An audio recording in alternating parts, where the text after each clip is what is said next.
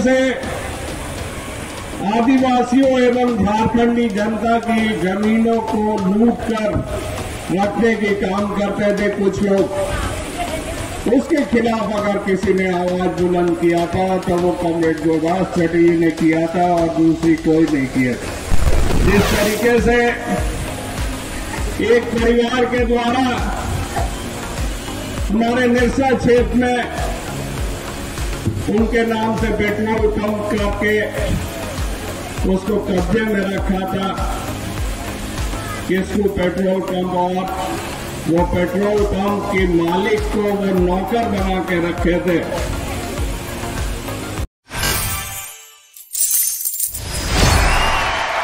यह धनबाद के तमाम जगहों से जो लोग आए हैं, मैं उन तमाम साथियों को धन्यवाद दूंगा जो आज 23वां श्रद्धांजलि सभा शहादत दिवस में आप लोग यहां पर उपस्थित हुए। साथियों, ये बात सही है, जो लोग चले जाते हैं लेकिन उनके विचार, उनकी यादें, उनकी जो कार्य है, कर्म है, वो रह जाते हैं पीछे। ठीक इसी दिन 2:40 में जब कॉमरेड गुरदास चटर्जी कोल इंडिया के प्राइवेटाइजेशन के खिलाफ तमाम राष्ट्रीय यूनियन की मीटिंग जो धनबाद में हो रही थी, वो मीटिंग के बाद इस चिलचिलाती धूप में वो मोटरसाइकिल में वापस आ रहे थे, ठीक पीछे से उनको यहां पर गोली मार के उनकी हत्या कर दी गई।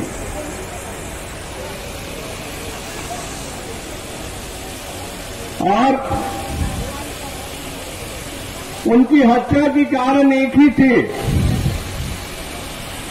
जो वो हमेशा से जो अन्याय हो रही है, जो गलत हो रही है, जो भ्रष्टाचार हो रही है, उसके खिलाफ वो लगातार आवाज बुलंद करते थे। धनबाद जिले में बिहार सरकार रहते हुए भी जिस तरीके से कोयला चोरी होती थी, जिस तरीके से कोयला माफिया हावी होती थी, जिस तरीके से आदिवासियों एवं झारखंडी जनता की जमीनों को लूट कर रखने के काम करते थे कुछ लोग, उसके खिलाफ अगर किसी ने आवाज बुलंद किया था तो वो कॉमरेड गुरदास चटर्जी ने किया था और दूसरी कोई नहीं किया था। उसने कभी भी कोई चीज से अपनी वो घबराए नहीं, डरे नहीं, लगातार उनका संघर्ष एक ही चीज का था, जो पब्लिक सेक्टर यूनिट कोल इंडिया में जिस तरीके से लूट खसोट एवं कोयला चोरी हो रही है, वो बंद होनी चाहिए एवं जनता की जो काम है उसे अधिकारियों के द्वारा वो जनता के काम को होना चाहिए। जिस तरीके से एक परिवार के द्वारा हमारे निरसा क्षेत्र में उनके नाम से पेट्रोल पंप करके उसको कब्जे में रखा था, किसको पेट्रोल पंप, और वो पेट्रोल पंप के मालिक को वो नौकर बना के रखे थे। बाद में जब वो अंदावाल किसको हम लोगों के पास आए, मेरे पिता के पास आए और सारी कहानी बताए, तब उस समय महासंघ के बैनर तले वो लड़ाई हुई, आंदोलन हुई और तत्कालीन उपायुक्त एवं जिले के एसपी ने भी इसमें मदद किया और उस लड़ाई में उस आदिवासी को उस मालिक की चेयर में बैठाया गया और रंगदारों और माफियाओं को यहां से भगाया गया। साथियों, हम लोग भी आज भी अगर कहीं भू माफिया सरकारी जमीन की कब्जा करके बैठे हैं, अगर कहीं कोयला माफियाओं के खिलाफ लड़ाई लड़नी हो, और अगर कहीं भ्रष्टाचार के खिलाफ लड़ाई लड़नी हो, अगर केंद्र या राज्य सरकार की अन्याय के खिलाफ कहीं आंदोलन की बिगुल फूकनी हो, तो वो दूसरे कोई झंडा नहीं करता है सिवाय लाल झंडा की। आप देख लीजिए, आज भी धनबाद में जिस तरीके से खुलेआम हाईवा के तरह चोरी कोयला चोरी की जाती है, आज आउटसोर्सिंग से जिस तरीके से कोयला भट्टा में चली जाती है, आज जिस तरीके से पुलिस एवं प्रशासन की भ्रष्टाचार सामने आ रही है, अगर आप सही जनप्रतिनिधि चुनेंगे, अगर लाल झंडे के लोग रहेंगे,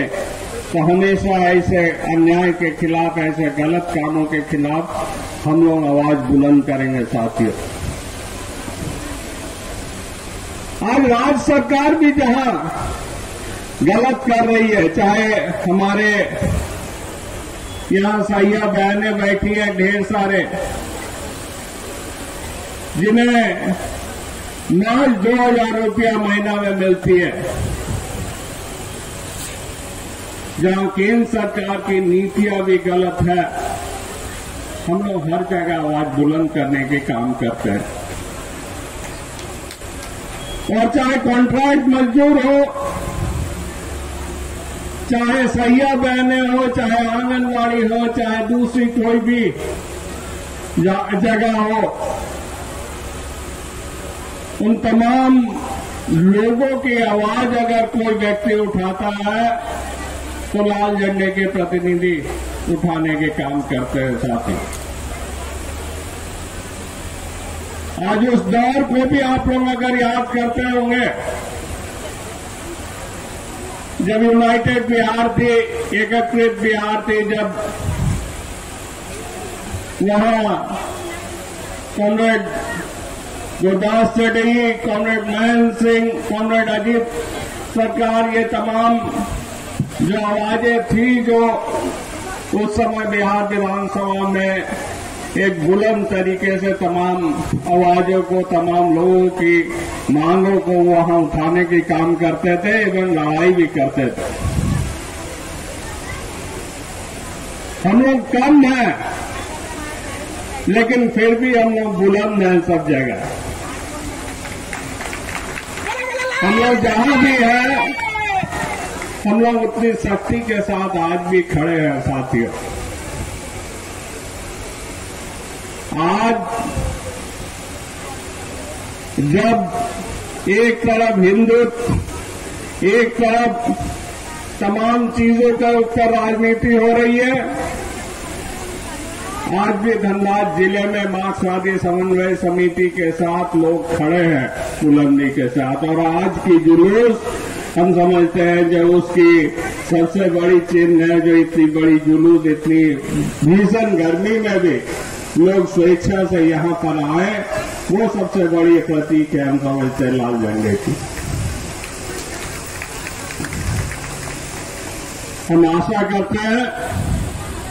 जो लोग, वो आंदोलन, वो लड़ाई आज भी याद रखें। जिस तरीके से यहां कोलफील्ड में चाहे मोनिटी की लड़ाई हो, चाहे डीवीसी की लड़ाई हो, चाहे कोई भी आंदोलन हो, हम समझते हैं जो 80 से 90 के दशक में लगातार इस इलाके में कॉमरेड A.K. राय, कॉमरेड आनंद महतो, कॉमरेड गुरदास चौधरी से लेकर कॉमरेड विनोद बिहारी महतो तक सभी लोगों के नेतृत्व में लड़ाई लड़ी गई है। भविष्य में भी साथियों हम आशा करते हैं जो मार्क्सवादी समन्वय समिति दोबारा फिर से इस क्षेत्र में आएगी। दोबारा हम समझते हैं जिस तरीके से धनबाद में एक समय लोकसभा से लेकर विधानसभा तक हम लोगों की परचम लहराती थी, हम आशा करते हैं जो भविष्य में भी उसी तरीके से मार्क्सवादी समन्वय समिति या लाल झंडे की प्रतीक लहराएगी और धनबाद की या कोयला क्षेत्र के मजदूरों की, यहाँ के लोगों की जो आवाज है वो दिल्ली से लेकर कराची तक वो गूंजेगी। साथियों, मैं फिर से धन्यवाद दूंगा तमाम आज जो आए हुए साथियों का, जो इतनी वर्षों बाद भी लोग आज इन्हें याद रखें और हम आशा करते हैं कि भविष्य में जिस तरीके से, जिस ईमानदारी के साथ, जिस कठिन परिस्थिति में भी वो लोगों को, इस इलाके के जनता को नेतृत्व किए हैं, भविष्य में हम लोग भी उसी राह पर चलते हुए जनता को नेतृत्व करेंगे साथियों। और हम समझते हैं जो लोगों को इन तमाम जो हमारे साथी हैं, इन लोगों से सीख लेनी चाहिए जो किस तरीके से कॉमरेड ए.के. राय अपनी पूरी जिंदगी व्यतीत किए, किस ईमानदारी के साथ वो तमाम जो जनता की भरोसा उस पर थी, उस भरोसे को वो आगे लेके गए। किस तरीके से चाहे कॉमरेड नयन सिंह हो, चाहे कॉमरेड गुरदास सेठी हो, कितनी ईमानदारी के साथ वो जनता की वो तमाम चीजों को वो हर मंच पे उठाते गए और हर एक लड़ाई को ईमानदारी के साथ वो लड़के आगे बढ़ाए। आज के लोगों को, आज के नेतृत्वकारी साथियों को हम समझते हैं जो ऐसे लोगों से, ऐसे हमारे साथियों से हम लोगों को सीखनी चाहिए जो अगर जनता की भरोसा आप पर है तो जनता की भरोसा पर खड़े हम लोगों को उतरना होगा और उसी ईमानदारी और हिम्मत के साथ हम लोगों को हर लड़ाई को लड़ना होगा। तो मैं फिर से 23वां शहादत दिवस पर आए हुए तमाम साथियों को क्रांतिकारी अभिनंदन करते हैं और भविष्य में आशा करते हैं जो ये लाल झंडा और आगे बढ़ेगी। हम एक दिन झारखंड में लाल झंडा की परचम जरूर लहराएंगे। धन्यवाद साथियों।